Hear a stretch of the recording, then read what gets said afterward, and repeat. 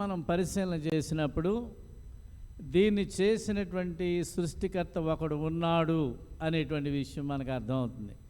మీరు కూర్చున్న కుర్చీ ఎవరో చేశారు, లేక ఏదో కంపెనీ చేసింది. ఆ కంపెనీకి కూడా ఆ యొక్క యంత్రాలకి సూచనలు ఇచ్చింది మరో యంత్రం కాదు, మనుషుడే యంత్రాన్ని కలుగు చేశాడు, మనుషుడే కంప్యూటర్ కలుగు చేశాడు, మనుషుడే దానికి ఫీడ్ చేసి, అంటే ఏ పని చేయాలో చేయకూడదనేటువంటి సంగతి అతడు పొందుపరిచి దేవుడిచ్చిన జ్ఞానము చేత అతడు కార్యములు జరిగిస్తున్నాడు. సృష్టికర్తను తెలియజేస్తున్నాడు. సృష్టికర్త ఒకడు ఉన్నాడని తెలియజేస్తున్నాడు. మీ ముందున్నటువంటి బెంచ్ బల్ల, దాన్ని తయారు చేసినటువంటి ఒక వడ్రంగిని జ్ఞాపకం చేస్తాడు. నేను మాట్లాడే మైక్ ఒక కంపెనీని మనకు తయారు చేశారు, ఒక కంపెనీ తయారు చేశారనే సంగతి మనకు జ్ఞాపకం చేయడం చాలా సులభమైనటువంటి సంగతి.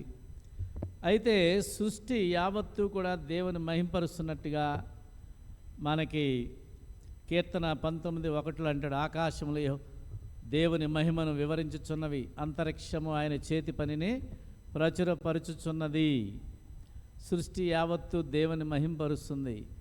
కీర్తన 96, 11, 12, 97, 7 ఈ వచనాల యొక్క సారాంశాన్ని గత వారం మనం నేర్చుకున్నాం.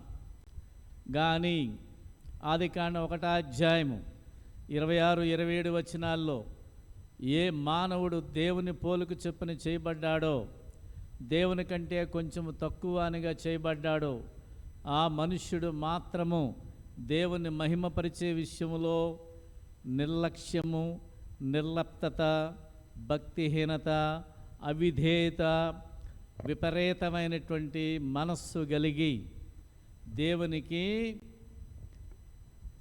లోబడనొల్లని ప్రజలుగా ఉన్నారు అనేటువంటి సంగతి మనం తెలుసుకుందాం. ప్రియులారా, బైబిల్ వెలపట లేక లోకంలో అనేక గ్రంథాలు ఉన్నాయి, అనేక మత గ్రంథాలు ఉన్నాయి, అనేక ఇతిహాసాలు ఉన్నాయి, అనేక పురాణాలు ఉన్నాయి. కానీ అక్కడ పరిష్కారాలు ఉండవు, ప్రశ్నలు వస్తాయి. చదివే కొలది ప్రశ్నలు పెరుగుతూ ఉంటాయి. కానీ నీకు ఎన్ని ప్రశ్నలు ఉన్నా సరే బైబిల్ గ్రంథంలో సమాధానాలు దొరుకుతాయి. సమాధానాలు దొరకడానికి దేవుని వాక్యం ఏం చెప్తుందో చూడండి ప్రియులారా. పేతురు రాసిన 2వ పత్రిక, పేతురు రాసినటువంటి 2వ పత్రిక 1వ అధ్యాయము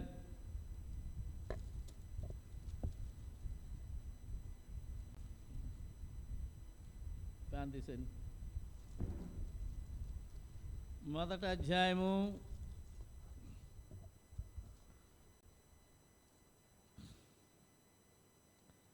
3వ వచనం చదువుతున్నాను, గమనించండి.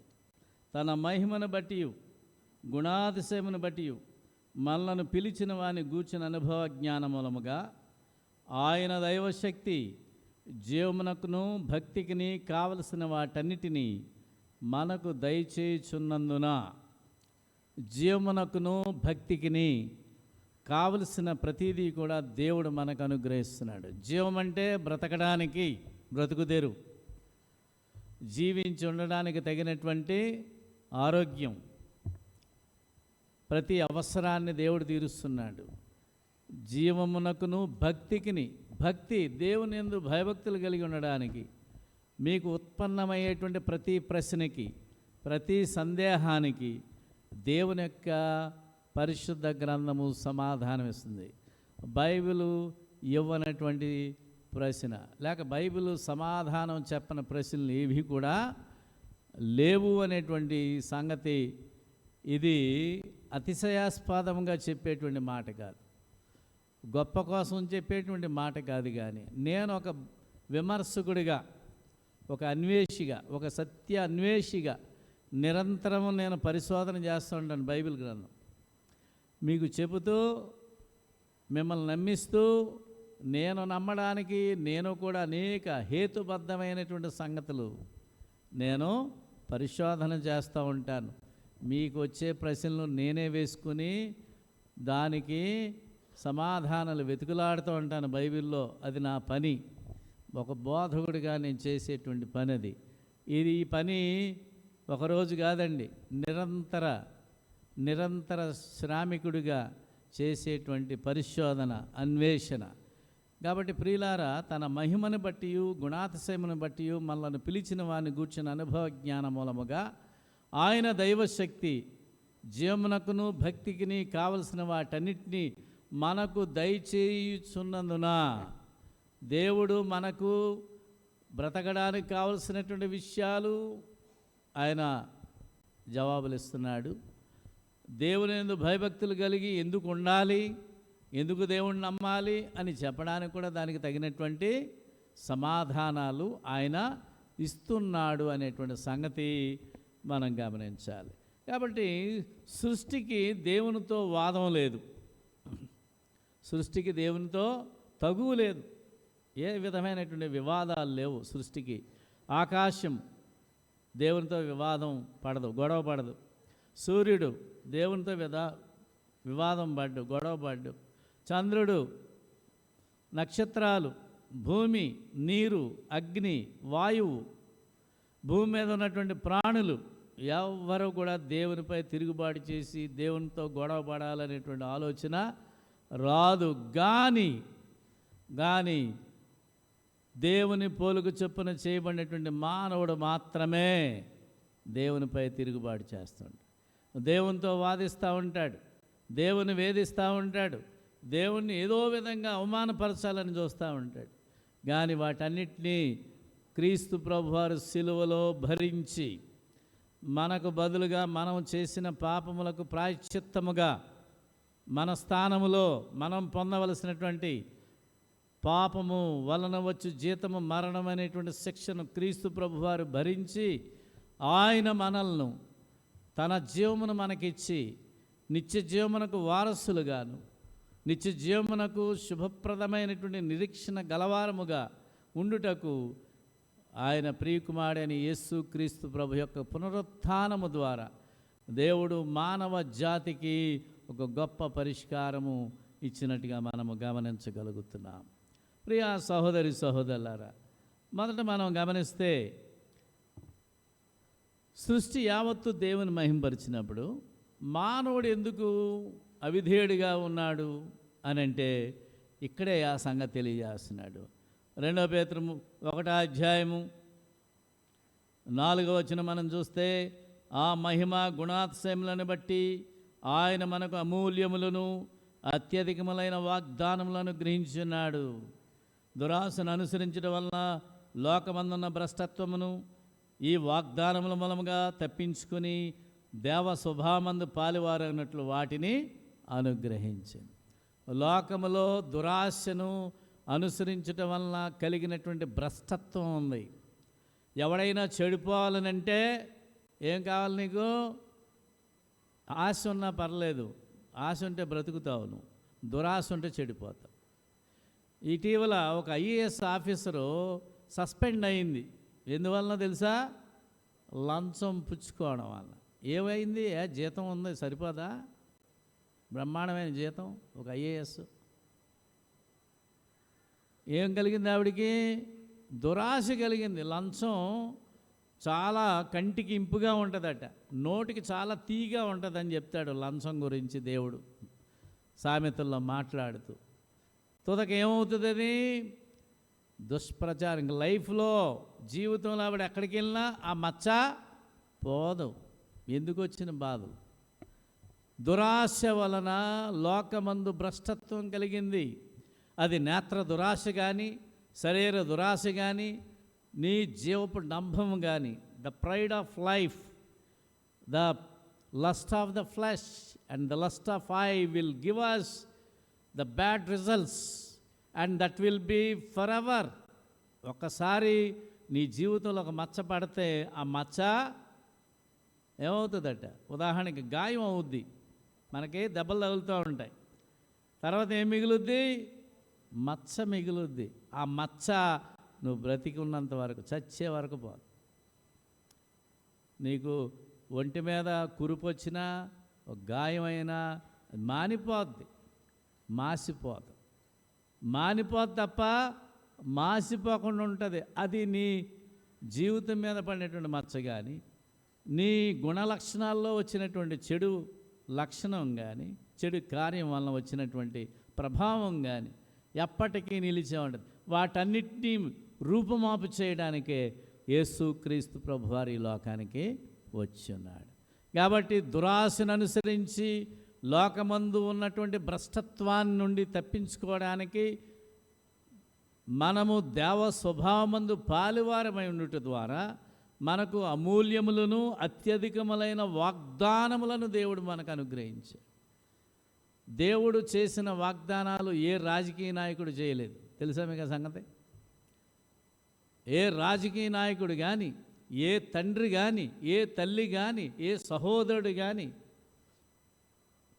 వారు ఉండేటువంటి విషయాల్లో, ఏ అధికారి కానీ వారి ఉన్నటువంటి పరిధుల్లో చేసిన వాగ్దానాలు, వాటన్నిటికంటే దేవుడు చేసిన వాగ్దానాలు అత్యధికములు అన్నాడు. That's uncountable promises that God has made to his people. దేవుడు తన ప్రజలకు లెక్కకు మించినటువంటి వాగ్దానములు చేస్తున్నాడు, లెక్కకు విస్తారమైనటువంటి వాగ్దానాలు. And at the same time that God has given us the unspeakable riches of the grace Christ. Yesu Kristu ద్వారా చెప్పసఖ్యము కాని క్రీస్తు కృపా మహదైశ్వర్యమును ఆయన అనుగ్రహించి ఉన్నాడు. ఎంత గొప్ప కృప ఇచ్చాడనంటే, నిజంగా అసలు మనలాంటి దేవుని నమ్ముకోవడం అనేది చాలా కష్టమైన పని కాదు. మనల్ని ఎవరో కూడా అనుమతించినటువంటి పరిస్థితి. పెంట కుప్పల మీద ఉండేటువంటి వారిని దీనులను ఆయన లేవనెత్తి దేశ ప్రధానులతోనూ పరిశుద్ధులతోనూ ఆయన కూర్చుండబెట్టేటువంటి స్థితి దేవుడు మనకిచ్చాడు అని అంటే, అది మనం చేసుకున్న గొప్ప కార్యాల వల్ల కాదు, మన పుణ్యాల వల్ల కాదు, మన మంచితనం వల్ల కాదు. ఇది కేవలం యేసుక్రీస్తు ద్వారా దేవుడు మనకు అనుగ్రహించినటువంటి అధికమైనటువంటి కృపచేతనే అనేటువంటి సంగతి. దేవుని యొక్క కృపా మహదైశ్వర్యమును బట్టి, చెప్పసఖ్యము కాని దేవుని ప్రేమను బట్టి మనము పొంది ఉన్నాము అనేటువంటి సంగతి మనం తెలుసుకుందాం. మొదట ఆదాము అవ్వల గురించి మనము తప్పనిసరిగా చెప్పవలసిందే. యేసు ప్రభు గురించి చెప్పాలంటే ఖచ్చితంగా ఆదాము అవ్వల గురించి, వారి ద్వారా పాపము లోకములోనికి ఏ విధంగా వచ్చిందో మనము జ్ఞాపకం చేసుకోవాల్సిందే. ఒక పరిశుద్ధుడి కోసం చెప్పాలంటే ఒక పాపి గురించి చెప్పవలసిందే. వారి ద్వారా లోకములోనికి ఏమొచ్చిందంటే పాపము ద్వారా మరణము ద్వారా నరకాగ్ని కలిగినటువంటి దేవుని తీక్ష్ణమైన నిత్యాగ్ని వచ్చింది. కాబట్టి వాటి నుండి ప్రతి మనిషి కూడా తప్పింపబడ్డానికే క్రీస్తు ప్రభు యొక్క సువార్త ప్రకాశము మనుషుల యొక్క అజ్ఞాన అంధకార తిమిరములను వెళ్ళగొట్టడానికి సువార్త ప్రచారము జరుగుతూ ఉంది. ప్రియా సహోదరి సహోదరులారా, మనం గమనిస్తే సర్వ సృష్టి దేవుని మహింపరుస్తుంది. ఒకడు ఇటీవల ఒక ప్రశ్న వేశాడు, మీ దేవుడు నిజంగా దేవుడైతే మీరెందుకు ప్రచారం చేసుకుంటున్నారు? మా దేవుడిని నమ్ముకోండి అని మీరు ఎందుకు సువార్త ప్రకటిస్తున్నారు? మీ దేవుడు నిజంగా శక్తిమంతుడైతే మనుషులందరినీ క్రైస్తవులు చేసేయచ్చు కదా. ఎందుకు? మీ దేవుడు సరైనోడు కాదు కాబట్టే మీరు మా దేవుడు మంచోడు పరిశుద్ధుడని మీరు చెప్పుకుంటున్నారు. మా దేవుడి గురించి మేము ఎవరికి ప్రచారం చేయం, అయినా జనాలు వచ్చేస్తారు మా దగ్గరికి. కానీ మీ దేవుడి కోసం మీరు ఎందుకు చెప్పుకుంటున్నారు అనేటువంటి ప్రశ్న ఇటీవల ఒక మేధావి వేశాడు. ఆ మేధావికి సమాధానం దేవుని యొక్క గ్రంథం తెలియజేస్తుంది. ప్రియ సహోదరి సహోదరులారా, పరలోకంలో ఉన్నటువంటి దేవదూతలు కానీ, భూమి మీద ఉన్నటువంటి మనుషులు కానీ, ఇతరితర జంతువులు కానీ, పక్షులు కానీ, వీటన్నిటికీ దేవుడు స్వేచ్ఛాయుతమైనటువంటి జీవితాలు ప్రసాదించారు.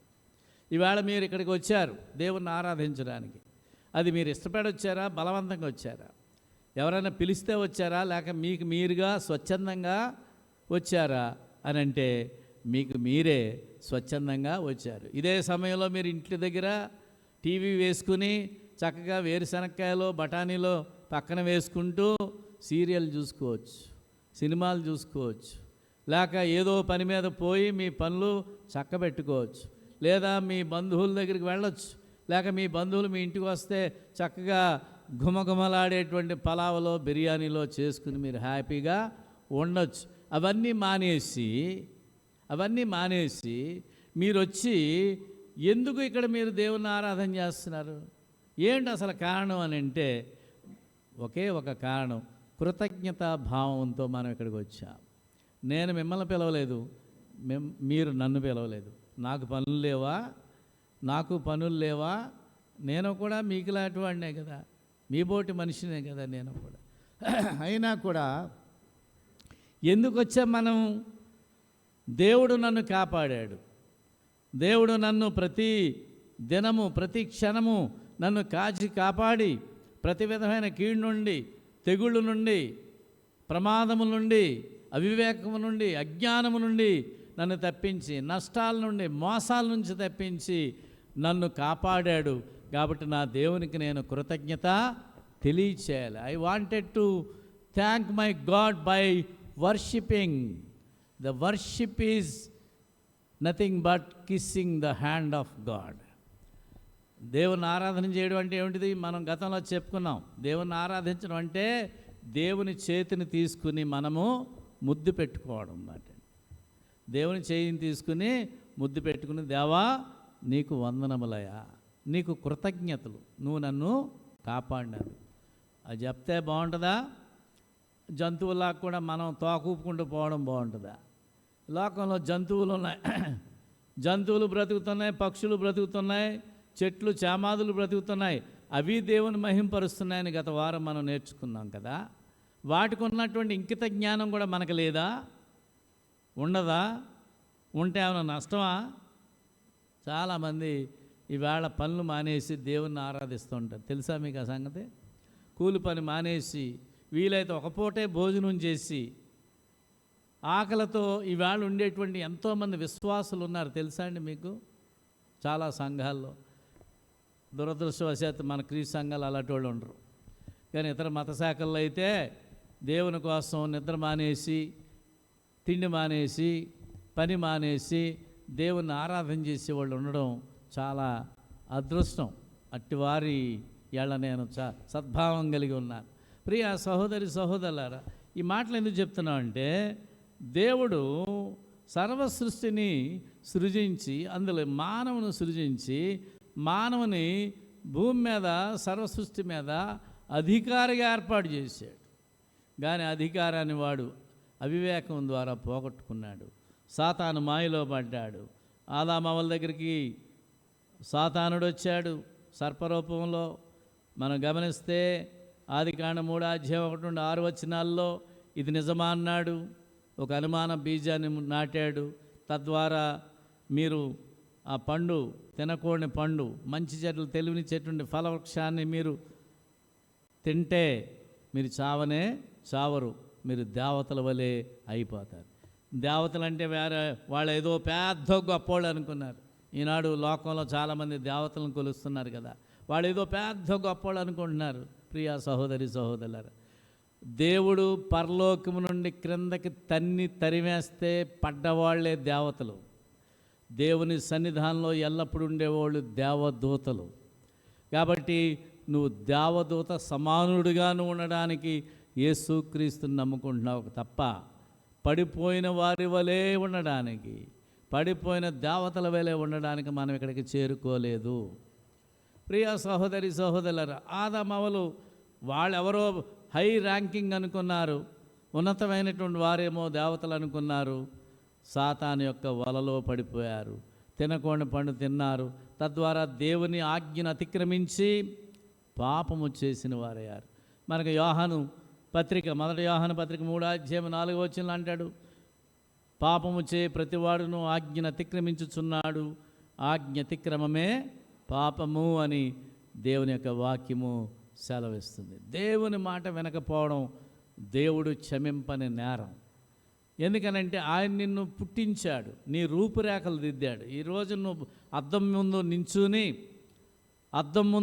నిలుచుని నేను చాలా అందంగా ఉన్నాను, నేను చాలా తెల్లగా ఉన్నాను, నా కళ్ళు చాలా బాగున్నాయి, నా ముక్కు నిటారుగా ఉంది, నాకు సౌందర్యం ఉంది అని నువ్వు గర్విస్తున్నావు కదా. నీ సౌందర్యాన్ని, నీ రూపురేఖలను దిద్దినవాడు ఎవడో? నీ తండ్రా, లేక నీ తల్లా, లేక నీ తాత? ఎవడో నీ రూపురేఖలు దిద్దాడు? నిన్ను నిర్మించిన వాడెవడు? నీ దేవుడైనటువంటి యెహోవా నిన్ను ప్రేమించాడు. నీవు ఆయన్ని ప్రేమించకముందే, ఆయన ఎవరో నువ్వు తెలుసుకోకముందే నిన్ను తెలుసుకుని నీ తల్లి గర్భంలో నిన్ను నిర్మించినటువంటి వాడు నీ దేవుడు. అట్టి నీ దేవుణ్ణి నీవు ఘనపరచడం, అట్టి నీ దేవుణ్ణి నీవు మహిమపరచడం అనేది అది కేవలం అది నీకు ఆశీర్వాదం. లేనట్లయితే అది శాశ్వతమైనటువంటి శాపమని దేవుని యొక్క గ్రంథం తెలియజేస్తుంది. శాశ్వతమైనటువంటి శాపము. ప్రియా సహోదరి సహోదరులారా, అట్టి పరిస్థితిలో ప్రతి మానవుణ్ణి సాతానుడు శోధించాడు. ఆదామవ్వలు పడిపోయారు. తదుపరి మొట్టమొదటి అన్నదమ్ములు కయ్యను, హేబేలు. ఇద్దరు కుమారులు ఆదామవ్వలకి. తర్వాత మరలా కుమారులు పుట్టారు, అది వేరే సంగతి. మొదటగా పుట్టినటువంటి కయ్యేను దుష్టుడైన సాతాను స్వభావం వంటి వాడు. హేబేలు దేవుని యొక్క స్వభావం కలిగినటువంటి పరిశుద్ధ ప్రవర్తన కలిగినటువంటి వాడు.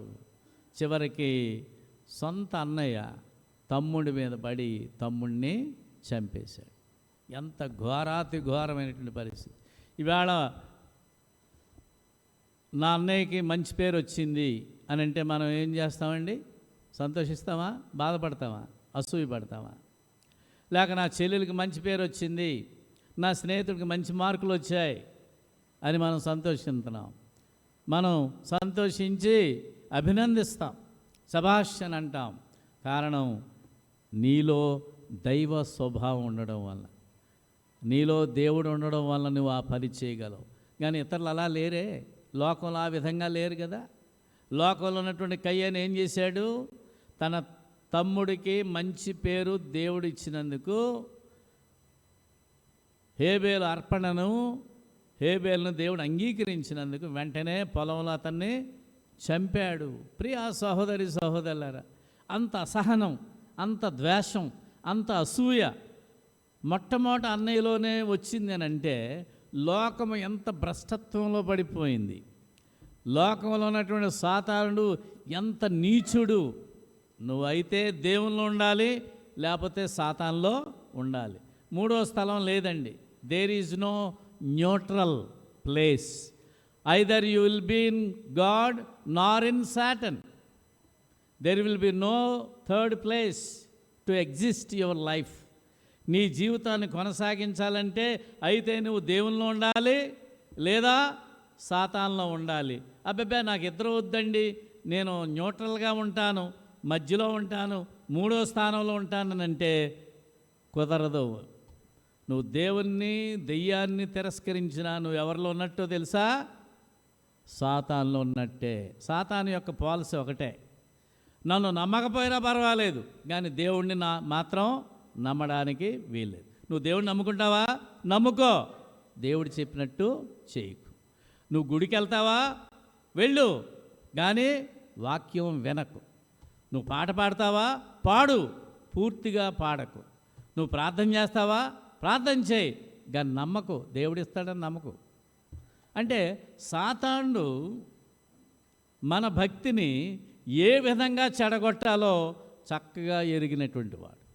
దేవునితో నీకున్నటువంటి సంబంధాన్ని, క్రీస్తు ద్వారా దేవుడితో నీకున్నటువంటి బాంధవ్యాన్ని ఏ విధంగా నాశనం చేయాలో, ఎంత పతనం చేయాలో అంత పతనం చేసి నిన్ను ఒక వెర్రివాడిగా, ఒక భ్రష్టుడిగా, ఒక నీచుడిగా ప్రపంచంలో నిలవబెట్టి ప్రపంచానికి చూపిస్తాడు. తదుపరి నీ దేవుడు నీకు జ్ఞాపకం వస్తాడు. అలాగే మనకి లోకాసువార్త 15వ అధ్యాయంలో ఉన్నాడు. ఎవడు? తప్పిపోయిన కుమారుడు.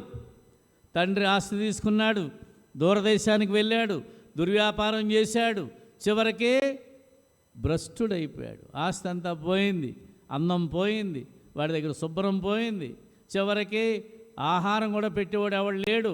పందులు తినేటువంటి పొట్టు తినడానికి వాడు దిగజారిపోయినప్పుడు తన తండ్రి వాడికి జ్ఞాపకం వచ్చింది. ఎప్పుడట?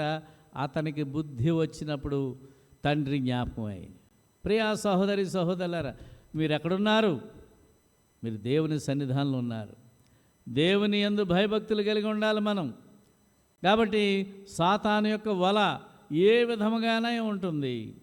ప్రియా సహోదరి సహోదరులారా, ఇటీవల ఒక పరిశోధన జరిగింది. ఒక పరిశోధన ఏమిటంటే, శాస్త్రవేత్తలు తేల్చారు, మానవ జాతి ఒక తండ్రి ఒక తల్లి నుండి కలిగిందని నిర్ధారణ చేశారు. మీరు చదివే ఉంటారు, కొట్టండి, గూగుల్ని అడగండి, సెర్చ్ చేయండి. మనుషులందరూ కూడా ఒక తండ్రికి ఒక తల్లికి పుట్టినటువంటి వారు అని తేల్చారు శాస్త్రవేత్తలు. ఇప్పుడు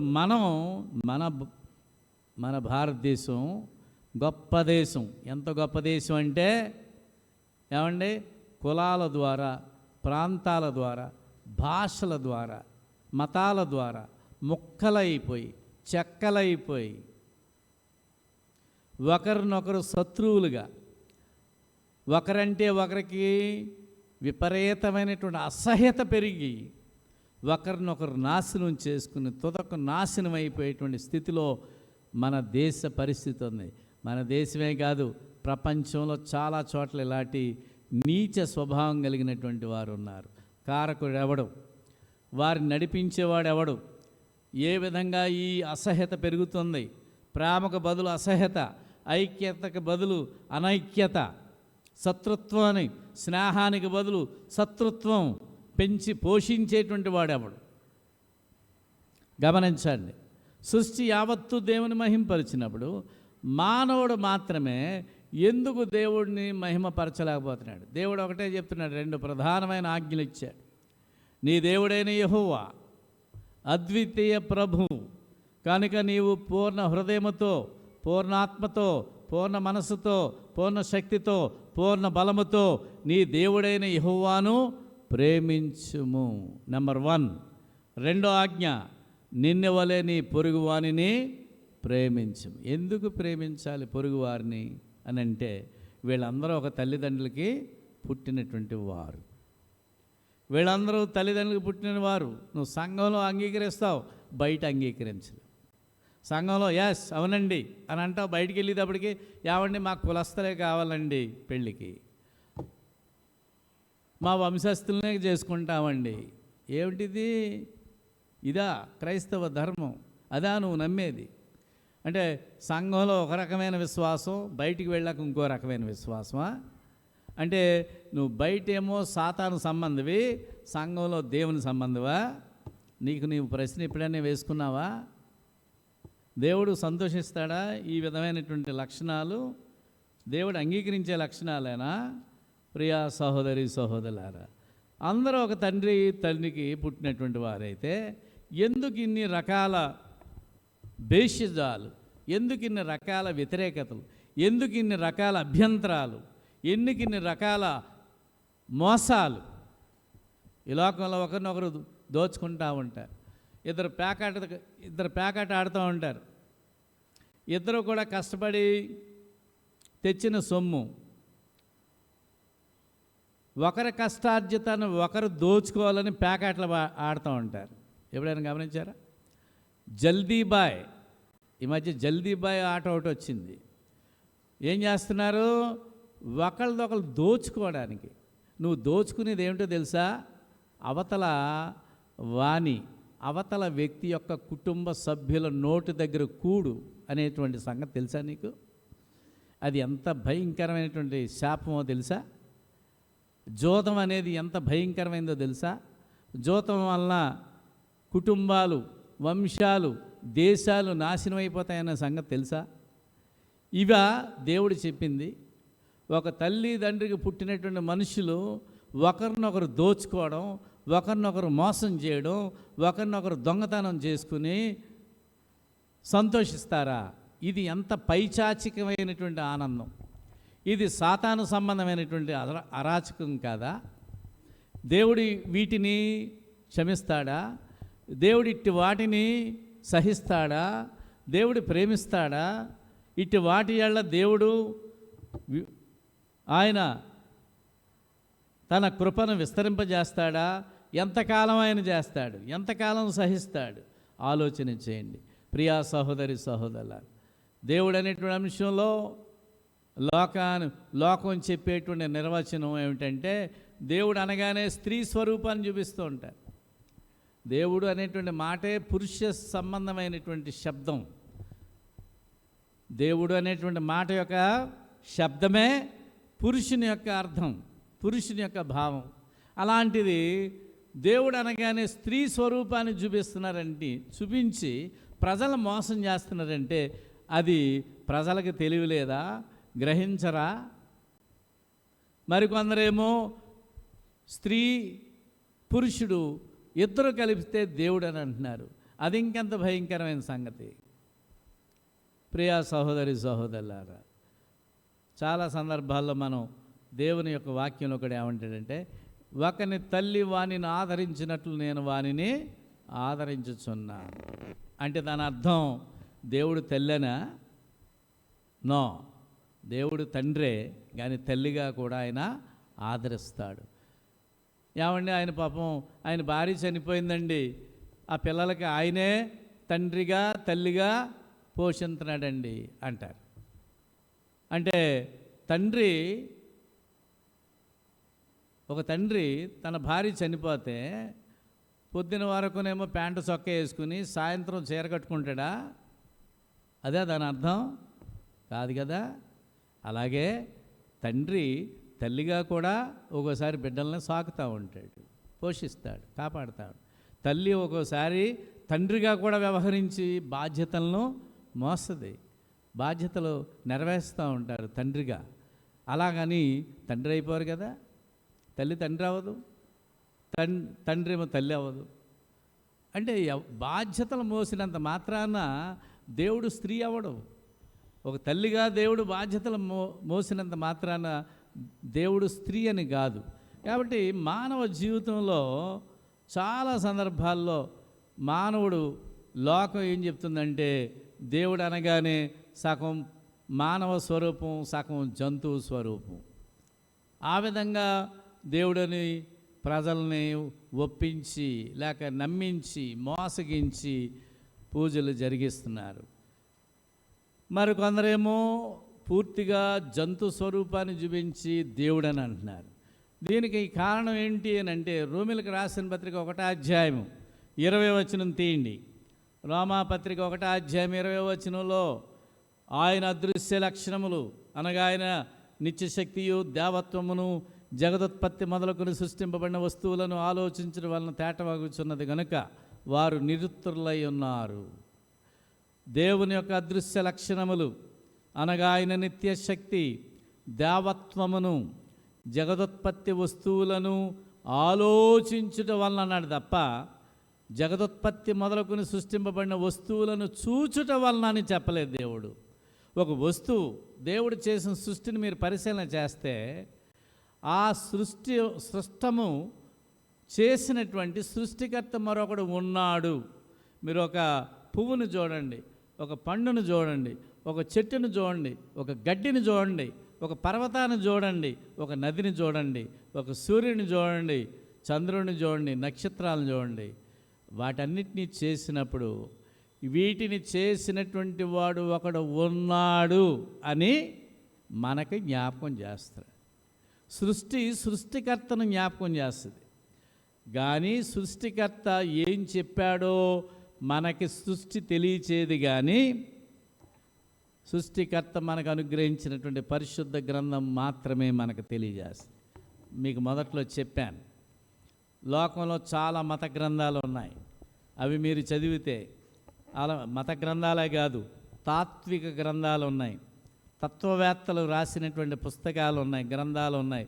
అవి చదివితే మీకు సమాధానాలు పరిష్కారాల కంటే ప్రశ్నలు సందేహాలే ఎక్కువ వస్తాయి. కానీ ప్రతి ప్రశ్నకి ప్రతి సందేహానికి పరిశుద్ధ గ్రంథము మనకి సమాధానం ఇస్తుంది. ఇది అతిశయోక్తి కాదు, ఇది నా గొప్ప కోసం కాదు, లేక దేవుని గొప్ప కోసం నేను చెప్పేటువంటి అబద్ధం కాదు, ఇది వాస్తవం. కానీ దాన్ని బోధించగలిగినటువంటి సమర్థుల దగ్గర మాత్రమే మీరు వెళ్ళి తెలుసుకోవాలి. బైబిల్ పట్టుకున్న ప్రతివాడు బోధకుడు కాదు, గుడికి వచ్చిన ప్రతివారు విశ్వాసులు కాదు. కానీ దాని యందు ఉండి జీర్ణించుకోవాలి, విద్య నేర్చుకోవాలి, భక్తి నేర్చుకోవాలి. భక్తి యందు మనము శ్రద్ధ కలిగి దేవుని యందు మనం ఎదుగుతూ ఉండాలి. దేవుని సన్నిధానంలో ఎలా కూర్చోవాలో, ఎలా వినాలో, ఏం చేయాలో మనం తెలుసుకోవాలి. అవి ప్రాథమికమైన సూత్రాలు. ఆ ప్రాథమిక సూత్రాలు కూడా తెలియనటువంటి భక్తి కలిగినటువంటి విశ్వాసులు అనేక సంవత్సరాల నుంచి భక్తి సాధన చేసిన వారు కూడా ఒక్కోసారి తప్పిపోతూ ఉంటారు. కారణం, మనల్ని చెడగొట్టేటువంటి సాతానుడు ఒకడు ఎప్పుడు కూడా మన వెనకాల ఉంటాడు అనేటువంటి సంగతి మనము మర్చిపోకూడదు. ప్రియా సహోదరి సహోదరులారా, దేవుని స్వరూపం విషయంలో మనుషులు రూపాలు చెడగొట్టారు. సృష్టి అంతట్లో దేవుడు ఉన్నాడనే మాట చెప్తా ఉంటారు. తప్పండి. ఆయన అన్ని చోట్ల ఉంటాడు, అన్నిటిలో ఉండడు. God is everywhere, but God will not be in everything. దేవుడు అన్నిటిలో ఉండడు, అన్ని చోట్ల ఉంటాడు తప్ప అన్నిటిలో ఉండడు. అలాగే దేవుడు కేవలము మనుష్యుల్లో మాత్రమే ఉంటాడని దేవుని యొక్క వాక్యం సెలవిస్తుంది. ఎఫెసీయులకు రాసిన పత్రిక 4:6 అందరికీ తండ్రి అయిన దేవుడు ఒక్కడే, ఆయన అందరిలో వ్యాపించి అందరిలో ఉండి అందరికీ పైగా ఉన్నవాడు అనేటువంటి సంగతి ఎఫెసీ 4:6 తెలియజేస్తుంది. ప్రియా సహోదరి సహోదరులారా, మనుషులందరూ ఒక తండ్రి తల్లికి పుట్టిన వారైనప్పుడు ఎందుకు ఒకరినొకరు మోసగించుకుంటున్నారు? ఈనాడు చాలా చోట్ల యుద్ధాలు జరుగుతున్నాయి.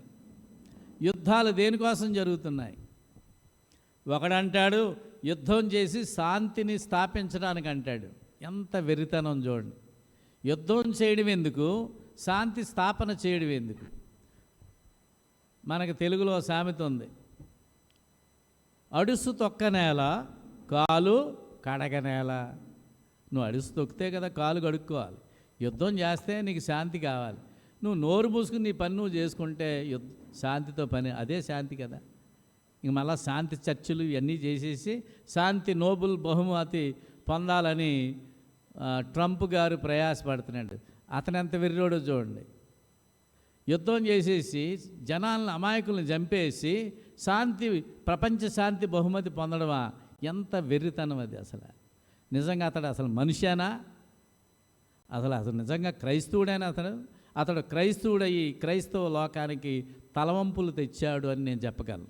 కావాలంటే నేను అతనితో మాట్లాడగలను, వాదించగలను కూడా. ప్రియా సహోదరి సహోదరులారా, ఇలాంటి సాతాను సంబంధాలు దేవుని పేరు ధరించుకుని క్రైస్తవం ముసుగు వేసుకుని సాతాను అరాచకాల్ని లోకమంతటా చేయడం అనేది చాలా సిగ్గుకరమైనటువంటి హాస్యాస్పదమైనటువంటి విషయం అని ఈ సమయంలో నేను ఖండిస్తున్నాను. అలాగే ప్రియులారా, అనేక మోసాలు జరుగుతున్నాయి. లోకంలో ఉన్న వాళ్ళందరూ మన సహోదరి సహోదరులే, ఒక తండ్రికి పుట్టినటువంటి బిడ్డలే. ఎందుకు మోసాలు? ఒకరినొకరు మోసం చేసుకుంటున్నారు, ఒకరిదొకరు ఎందుకు దొంగిలించుకుంటున్నారు, ఎందుకు ఒకరికొకరు ఎత్తులు పై ఎత్తులు జిత్తులు చేసుకుంటున్నారు, ఎందుకు లంచాలు తీసుకుంటున్నారు, ఎందుకు దేశాన్ని అపవిత్రపరుస్తున్నారు, ఎందుకు నకిలీ చేస్తున్నారు? ఇదివరకు మా చిన్నప్పుడు పాల్లో నీళ్లు పోయడం ఒక నకిలీ, బియ్యంలో రాళ్ళు పోయడం ఒక నకిలీ. ఏమండి, ఇప్పుడు నకిలీలు ఏంటి తెలుసా అండి? ప్లాస్టిక్ని బియ్యంగా మార్చి అమ్మేయడం, మరి అది దానికి ఏం పేరు పెట్టాలో తెలుస్తుంది నాకు. అలాగే ఇటీవల చూశాను నేను యూట్యూబ్లో ఒక విషయం, అది నిజమో అబద్ధమో నాకు తెలియదు కానీ, ఉప్పు నూనె నీళ్లు కలిపితే పాలు తయారవుతాయటండి. మళ్ళీ చెప్తున్నాను, ఉప్పు నూనె మరియు నీళ్లు కలిపితే పాలు తయారవుతాయటండి. ఎంత భయంకరమైన సంగతి ఇది నిజంగా. ఇదివరకు మామిడి పళ్ళు అమ్ముతా ఉంటే బజారుకి వెళ్తే దాని తాలూకు వాసన ఇంకా దగ్గర రాకుండానే ముక్కుకి చేరిపోయేది. ఇప్పుడు ముక్కులో పెట్టుకున్నా కూడా పండు వాసన తెలుస్తలేదు. కారణం కార్బేట్ వేసి పళ్ళు మొగ్గేస్తున్నారు. చూడడానికి రూపం పండిపోయినట్టు ఉంటుంది, లోపలేమో దాని తాలూకు పండిన రుచి కనబడతలేదు. ఒకవేళ తింటే జబ్బులు. పోని డబ్బులు ఇచ్చిన పాపానికి మనం ఏం చేయగలం? డబ్బులు ఇచ్చాం కాబట్టి ఖచ్చితంగా ఇది ఎంతో కొంత తినాలని అనుకుంటారు కదా, పాడేయలేం కదా.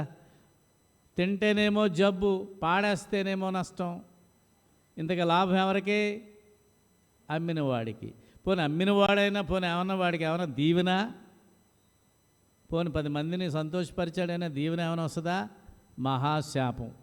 దానివల్ల వాడికివే కాదు, వాడి పిల్లలకి కూడా ఆ శాపం తగులుతుంది. దేవుడు ఊరుకుంటాడా? దేవుడు చూస్తూ అలా ఉంటాడా? ప్రియ సహోదరి సహోదరులు, ఆలోచించేయండి. ఎవరిని మోసం చేస్తున్నాం?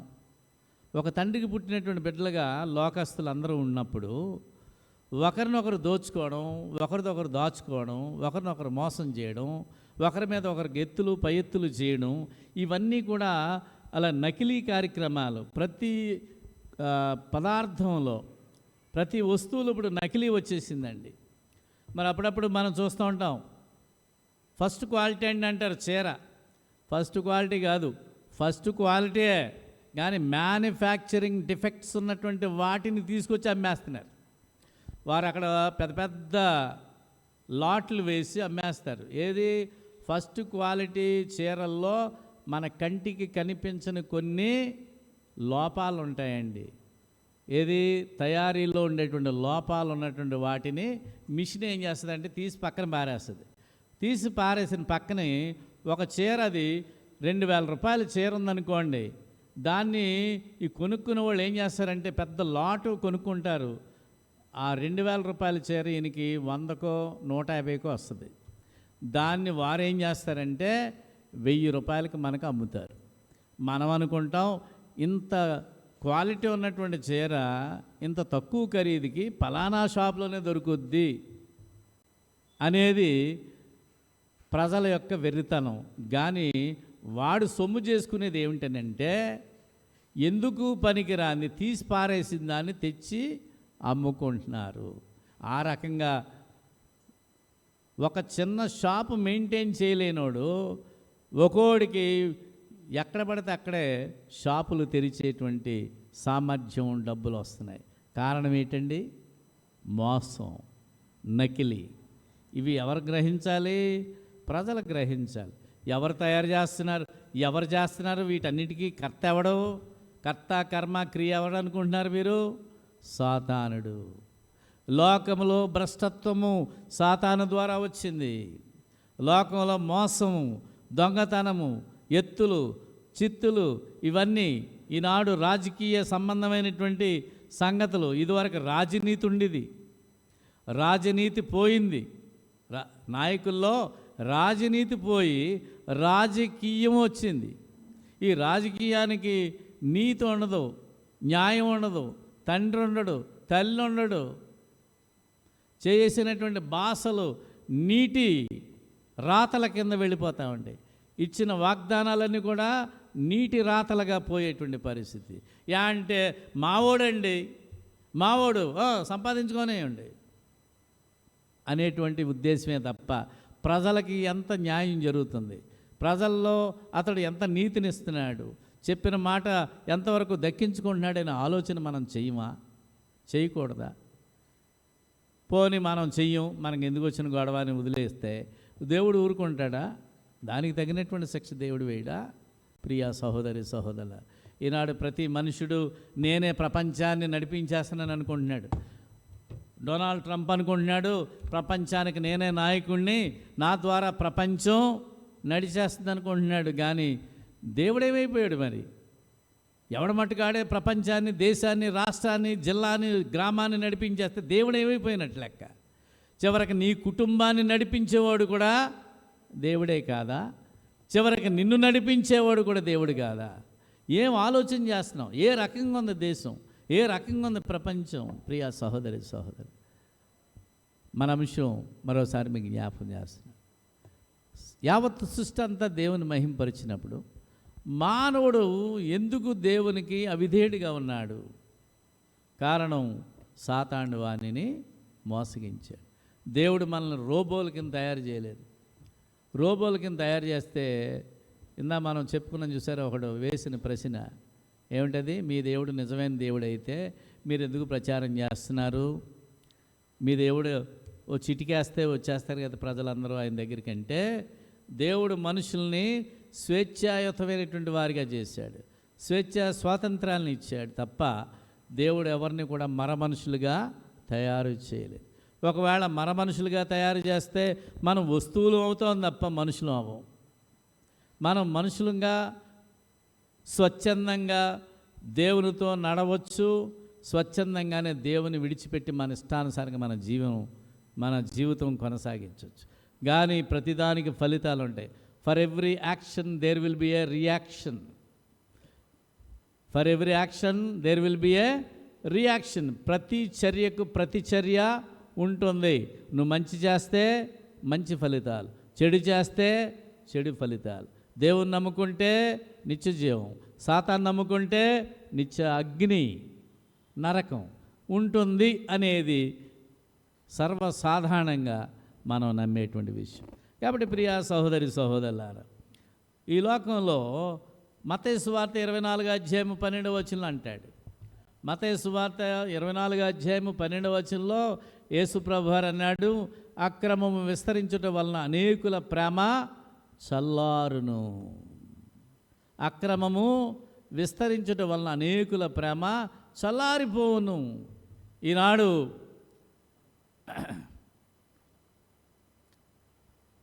ఇదివరకు కుటుంబంలో ఎవరికైనా ఏదైనా కలిసి వస్తే కుటుంబం అంతా సంతోషించేది. ఇప్పుడు ఎవరికైనా లాటరీ తగిలితే, మీ ఇంట్లో ఒకళ్ళకి లాటరీ తగిలింది అనుకోండి, మీ అన్నయ్యకో తమ్ముడికో, మిగతా వాళ్ళందరూ సంతోషించరు, కూర్చుని ఏడుస్తూ ఉంటారు. ఏమిటని? నాకు రాలేదు, నాకు తగలలేదు అనే గోల. ఏంటిది అంటే మానవ సంబంధాలు చెడిపోయాయి, అక్రమము విస్తరించింది కాబట్టి అనేకుల ప్రేమ చల్లారిపోయింది. ఇదివరకు మా అన్నయ్య చాలా మంచోడు, మా అక్క చాలా మంచిది, మా తమ్ముడు చాలా మంచోడు, మా తమ్ముడు తెలివైనోడు అని చెప్పేటువంటి రోజులు పోయి ఇప్పుడు దుష్ప్రచారం ఉంది. చేశాడులే, అది ఇచ్చాడులే. ఏంటిది? పనివాడు అలాగే ఉంటున్నాడు యజమాని దగ్గర. యజమాని అయ్యో నాకు జీతం ఇచ్చి ప్రతి నెల నన్ను పోషిస్తున్నాడు అనేది పోయింది. ఇచ్చాడులే, చేశాడులే, ఆడెవడికో ఇచ్చాడు, నాకేమైనా ఇచ్చాడా? ఈ రకమైనటువంటి వ్యతిరేక భావాలు సాతానుడు కలిగిస్తున్నాడు. ప్రియ సహోదరి సహోదరులారా, దేవుని ఎదుట నువ్వు ఏ విధమైనటువంటి మనసు కలిగి ఉన్నావు? నీ సహోదరుడు ఒక ఉన్నతమైన స్థితికి వెళ్తే నువ్వు సంతోషించే స్థితిలో ఉన్నావా? కూర్చుని ఏడ్చే స్థితిలో ఉన్నావా? ఏడ్చేటువంటి స్థితిలో నువ్వు ఉంటే నీలో అసూయ, ద్వేషం ఉంది. People are filled with the hatredness. చాలామందికి అసహ్యత పెంచుకుంటున్నారండి. అసహ్యత, కులాలు, మతాలు, ప్రాంతాలు, భాషలు మరియు రంగులు, ఈ విధమైన రకరకాల భేషజాలు పెట్టుకొని ఒకరి ఏళ్ళ ఒకరు ద్వేషం పెంచుకుంటున్నారు, అసహ్యత పెంచుకుంటున్నారు తప్ప ప్రేమ పెంచుకుంటలేదండి. ఇదివరకు ఉమ్మడి కుటుంబాలు ఉండి, మనకి ఉమ్మడి కుటుంబాలు ఒకప్పుడు ఒక 50 సంవత్సరాల క్రిందకు వెళ్తే ఏముండేదండి? ఉమ్మడి కుటుంబాలు. కారణం ఏంటంటే వాళ్ళకి ఏదో పొలం ఉండేది, 1 ఎకరమో 10 ఎకరాలో పొలం ఉంటే వాళ్ళందరూ కలిసి వ్యవసాయం చేసుకుని అందరూ కలిసి తినేవారు. ఇప్పుడు చదువుకున్నారు, ఉద్యోగాలు వచ్చారు, ఉమ్మడి కుటుంబాలు పటాపంచలు అయిపోయాయి, ముక్కలు అయిపోయాయి. ఎవడ ఉద్యోగాన్ని పట్టుకుని వాడు వెళ్ళిపోతున్నాడు, ఎవడ ఎక్కడో ఉంటాడు. ఏమండి, ఇంట్లో ఎవరైనా చనిపోతే తండ్రి చనిపోయినా తల్లి చనిపోయినా కూడా వచ్చే స్థితిలో లేరు. ఇప్పుడు ఏమిటిది వీడియో కాల్ చేస్తారు, అయ్యో 2 కన్నీళ్లు కారుస్తారు, అయిపోయింది అంతే. ఏమైపోయినట్టు? కుటుంబ వ్యవస్థ ఏమైంది? గమనించండి ప్రభువు చెప్పిన మాటలు. అక్రమము విస్తరించుట వలన అనేకుల ప్రేమ చల్లారును. The more the transgression will increase, the more the love will be discourage. It will become like cold. బాగా చల్లారిపోతే ఏమవుద్ది? గడ్డ అయిపోద్ది. గడ్డ అయిపోతే పని అవ్వదు కదా. అప్పుడప్పుడు మీ కాఫీ పౌడర్ గడ్డ అయిపోతుందా? అప్పుడప్పుడు మీ నూనె గడ్డ అయిపోతుందా? పేరుకుపోతుందా? ఎస్, మళ్ళా దాన్ని వేడి చేయాలి. వేడి చేయాలంటే దేవుని వాక్యం కావాలి. దేవుని యొక్క ఆత్మ మీ హృదయంలో ప్రజ్వలింపజేయాలి. పరిశుద్ధాత్మని యొక్క వేడి మీలో ఉండాలి. దేవుని యొక్క అగ్ని చేతను కాల్చబడాలి. దేవుని వాక్యము చేతను హెచ్చరిక చేయబడాలి. తద్వారా నీ ఆత్మకు రక్షణ, నీ ప్రాణమునకు శాంతి, నీ జీవితమునకు భరోసా దేవుడిస్తాడు. జగనన్న భరోసా కాదు, చంద్రబాబు భరోసా కాదు, దేవుని భరోసా కావాలి నీకు. నాకు నా దేవుడు ఉన్నాడు, నా తల్లి విడిచినా నా తండ్రి విడిచినా నా దేవుడు నాకు ఎప్పుడూ ఉన్నాడు అనేటువంటి విశ్వాసము నిన్ను నడిపిస్తుంది. ప్రియా సహోదరి సహోదరులారా, ఎవరు శాశ్వతం కాదండి. బిడ్డలకి తల్లిదండ్రులు శాశ్వతం కాదు, తల్లిదండ్రులకి బిడ్డలు శాశ్వతం కాదండి. మన కళ్ళ ముందు ఎన్నో జరుగుతూ ఉన్నాయి, ఎన్నో జరుగుతున్నాయి. ఇటీవల ఒక యాక్సిడెంట్లో కుటుంబం నాశనం అయిపోయింది. అటు పోయిన కొద్ది దినాల కిందట ఒక కుటుంబంలో ఒక బిడ్డని మిగిలిపోయింది, అందరూ చనిపోయారు. చిన్న బిడ్డ. ఎవరి దిక్కు? ఎవరో పోషణ? ఏమిటా జీవితం పరిస్థితి? ప్రియా సహోదరి సహోదరులారా, ప్రభువారు అంటున్నాడు, నీ తల్లి విడిచిన నీ తండ్రి విడిచిన నిన్ను విడువను ఎడబాయను. God is the only person who can able to travel with you even in your death, even after your death, even before your birth. దేవుడు మాత్రమే నీ జీవితానికి ముందు, నీ పుట్టుకకు ముందు, నీ చావు తర్వాత కూడా నీతో ఉండగలిగినటువంటి వాడు. అంతటి గొప్ప దేవుని ప్రేమ సంఘంలో ఉంది. సంఘం ఎందుకు ఉంది? యేసు ప్రభువారు తన సంఘాన్ని ఎందుకు కట్టాడు? ఈనాడు లోకంలో ఉన్నటువంటి భయంకరమైనటువంటి మతతత్వం, కులతత్వం, ప్రాంతీయ తత్వాలు, అలాగే భయంకరమైన మోసాలు, దొంగతనాలు, వ్యభిచారాలు, విగ్రహారాధన అయినటువంటి ధనాపేక్ష, భయంకరమైనటువంటి అసూయ, ద్వేషాలు, నేత్ర దురాశలు, శరీర దురాశలు, జీవపడు అమ్మములు, లోకమంతా నింపబడ్డది.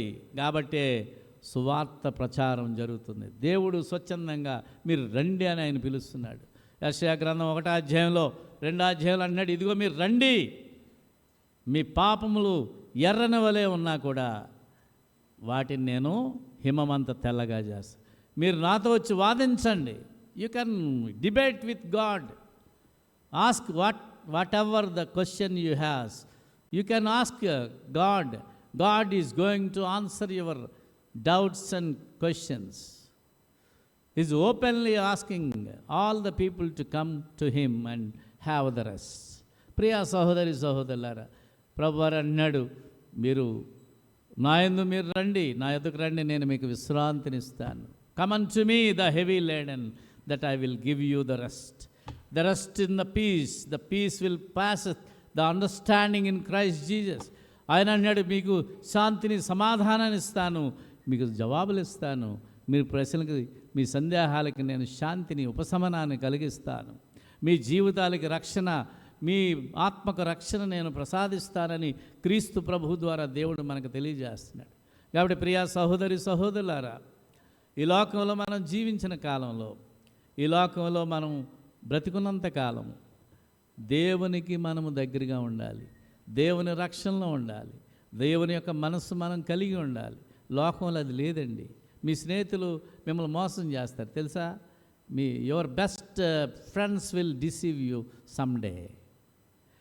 మీకెంతో ఇష్టమైనటువంటి ప్రాణ స్నేహితులు కూడా మిమ్మల్ని ద్వేషిస్తారు, మిమ్మల్ని మోసగిస్తారు ఒక రోజుకి.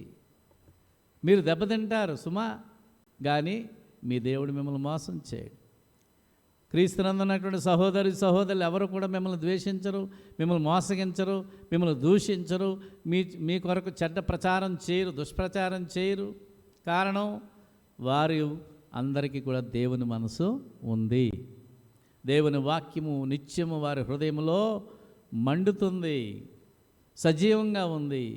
ప్రియా సహోదరులారా, ఒకడు వేసిన ప్రశ్న, మీ దేవుడు నిజమైన దేవుడైతే అందరినీ క్రైస్తవులు చేయొచ్చు కదా, మీ దేవుడు సరైన దేవుడు కాదు కాబట్టి మీరు చెప్పుకుంటున్నారు మా దేవుడిని నమ్ముకోండి అని అన్నవాడికి నేను ఇచ్చే సమాధానం ఏమిటంటే, దేవుడు మనుషులందరినీ కూడా స్వేచ్ఛ స్వాతంత్రం కలిగిన వారిగా చేశాడు.